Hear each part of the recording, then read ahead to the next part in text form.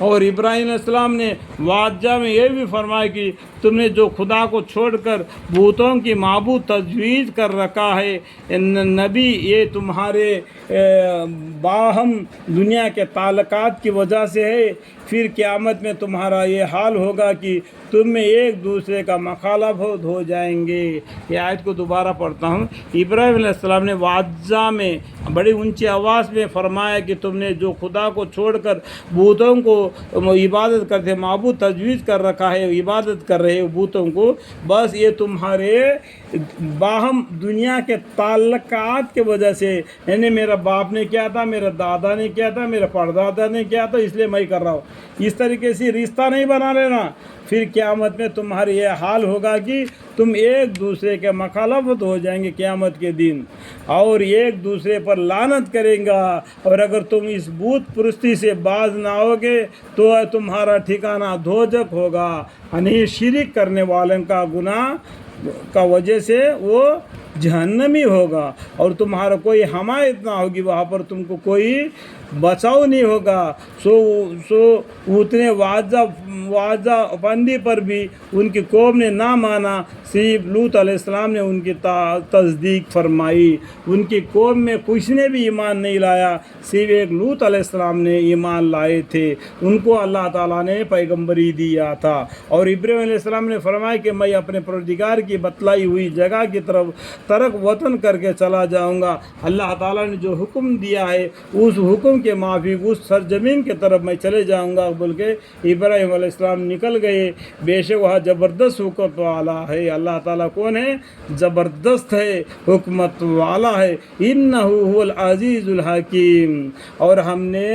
ہجرت کے بعد ان کو اسحاق بیٹا، ہجرت کے بعد میں، ہجرت سے پہلے اسماعیل علیہ السلام پیدا ہوئے تھے، ہجرت کے بعد میں ان کو اسحاق بیٹا اور یعقوب پوتا عنایت فرمایا۔ یہ فرشتوں کے ذریعہ ان کو اس کی بشارت دی، اس کے آگے بہت سی اس کا بیان ہے، اور اس لیے میں بتا رہا ہوں بار بار، آپ قصص الانبیاء پڑھیں گے تو ایک حصے تم کو ایک ساتھ معلوم ہو جائے گا، تو یہاں پر پڑھنے پر وہ یاد آ جائے گا، آپ کو دماغ تازہ ہو جائے گا۔ اور ہم نے ان کی نسل میں نبوت اور کتاب کے سلسلے کو قائم رکھا۔ اللہ تعالیٰ نے اسحاق اور اسحاق بیٹا، یعنی ابراہیم علیہ السلام کو اسحاق بیٹا اور یعقوب پوتا عطا فرمایا، اور ان کے نسل میں بہت سے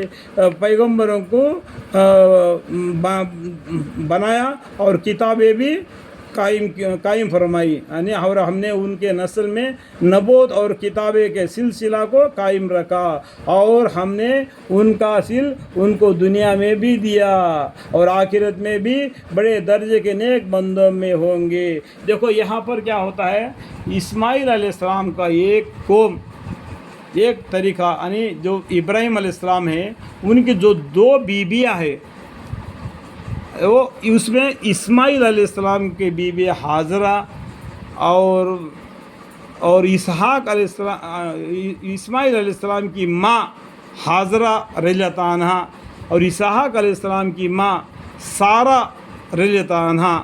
یہ دونوں کے بیٹے دو ہو گئے، باپ ایک ہو گیا، بیویاں دو ہو گئے، بیٹے دو ہو گئے، تو ہم لوگ کیا ہو گیا، اسماعیل علیہ السلام کے قوم میں آ گئے، محمد مصطفیٰ صلی اللہ علیہ وسلم کی امت میں ہم مسلمان ہو گئے۔ جو عیسیٰ علیہ السلام کی طرف جو روانہ ہوئے تھے وہ نصرانی بن گئے، وہ لیکن نصرانی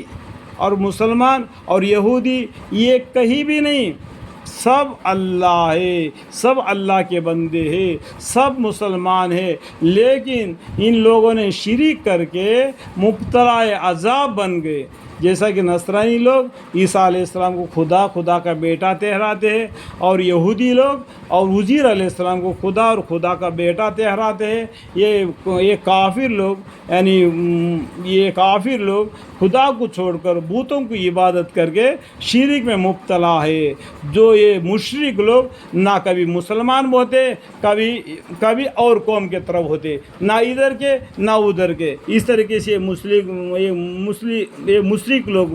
بنتے ہیں، اور آخرت میں بھی بڑے درجے کے نیک بندوں میں ہوں گے۔ یہ کیا ہو، یہ کون جو ایمان لائے تھے، اور ہم نے ان کے نسل میں نبوت اور کتاب کے سلسلے کو قائم رکھا، اور ہم نے ان کا سل ان کو دنیا میں بھی دیا اور آخرت میں بھی بڑے درجے کے نیک بندوں میں سے ہوں گے۔ الحمدللہ رب العالمین۔